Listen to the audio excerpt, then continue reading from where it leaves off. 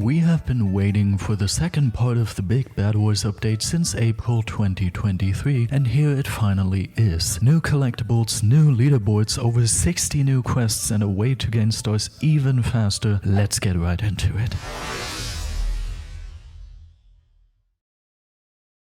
BedWars version 1.9 gives us over 70 new cosmetics and new collectibles, which will even be displayable in-game. There's a new map pack mechanic with maps being unlockable by the community, as we have played this update for long enough, but there are also 6 BedWars maps which have already been added into the game.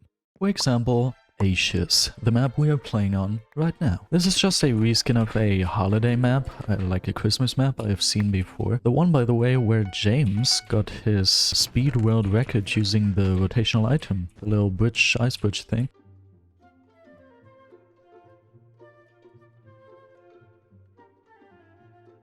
But I have to admit, I really like this map. I definitely added it to my favorites, and oh, Pink is here.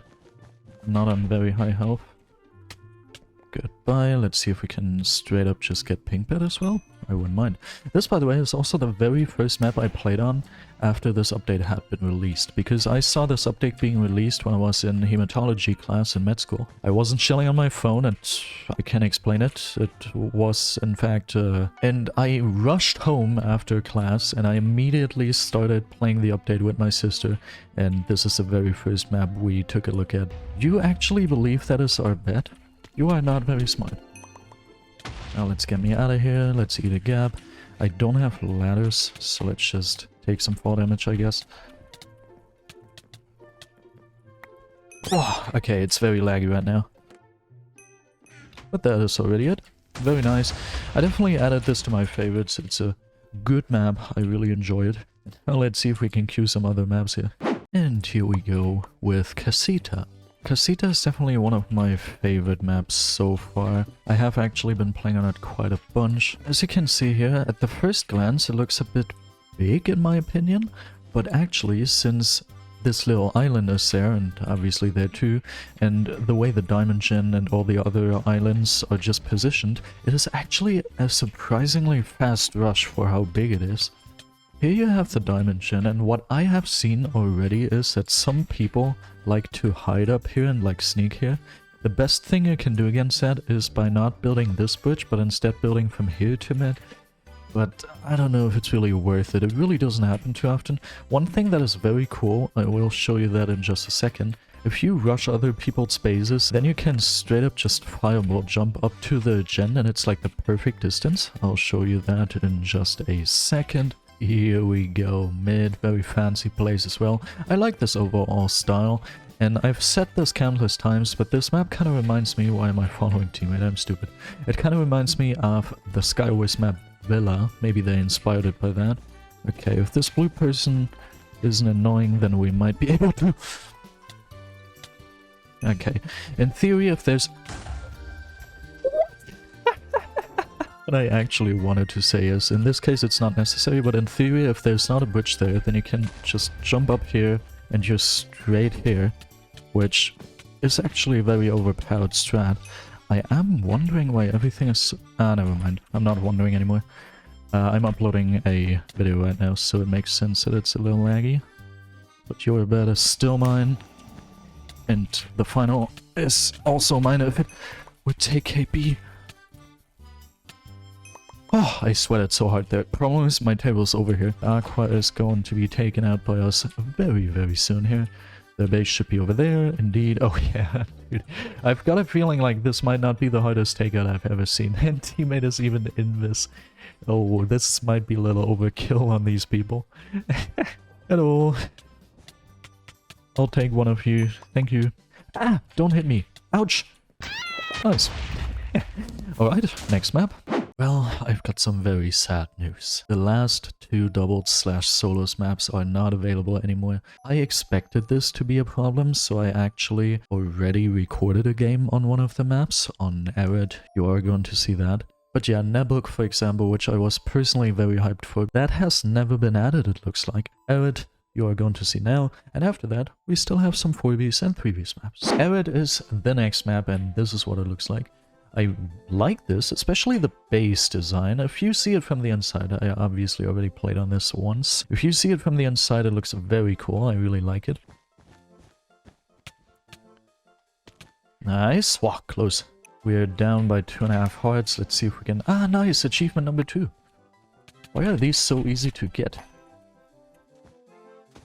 They didn't even have shares. I was just not smart enough to parkour in order to kill him. Oh no. Okay, anyway.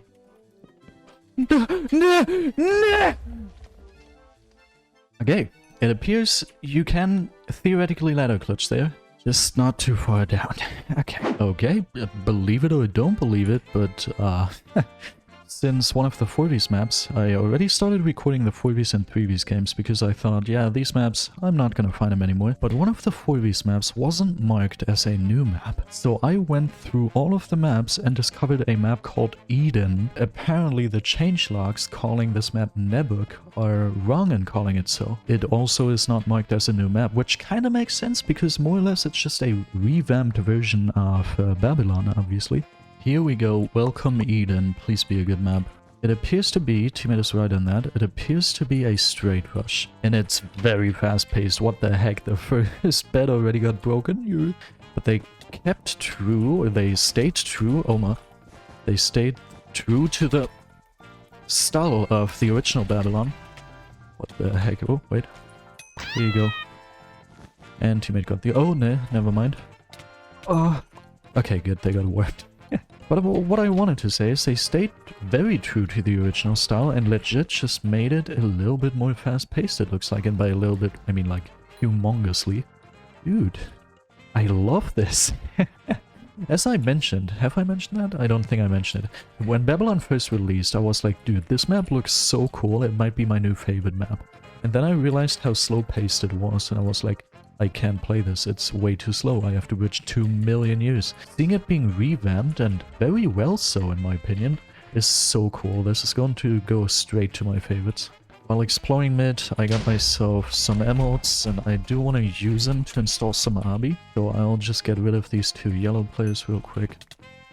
Which shouldn't be a challenge, thank you.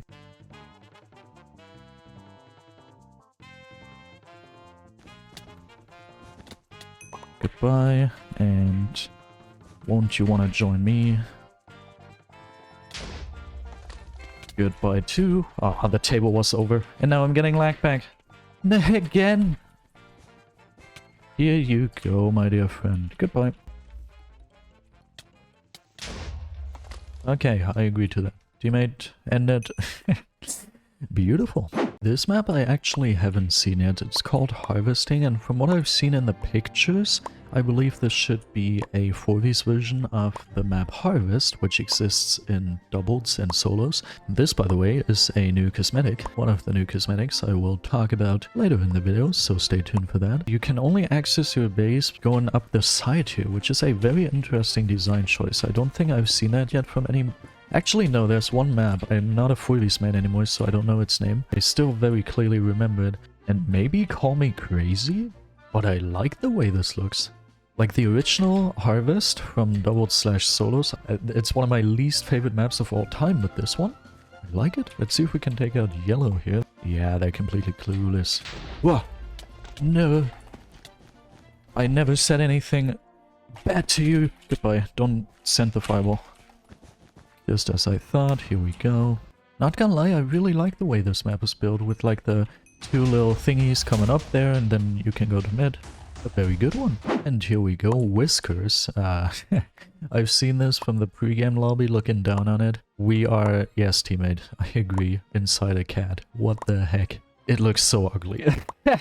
You probably already see it from the replay footage. What did the developers think when designing this map? Like, this concept already exists with the B map. There's a B map with a lot of E's. That map, for example, looks magnificent. That is a beautiful map. One of the most beautiful 4Vs maps. But this one? Oh, I didn't get tools actually. Lol, how stupid am I?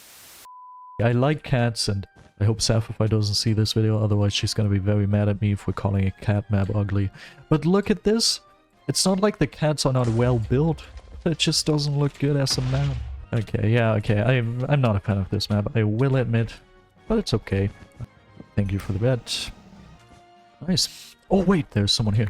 I mean, the players are able to blend in quite nicely with the inside of this base because it's completely blue.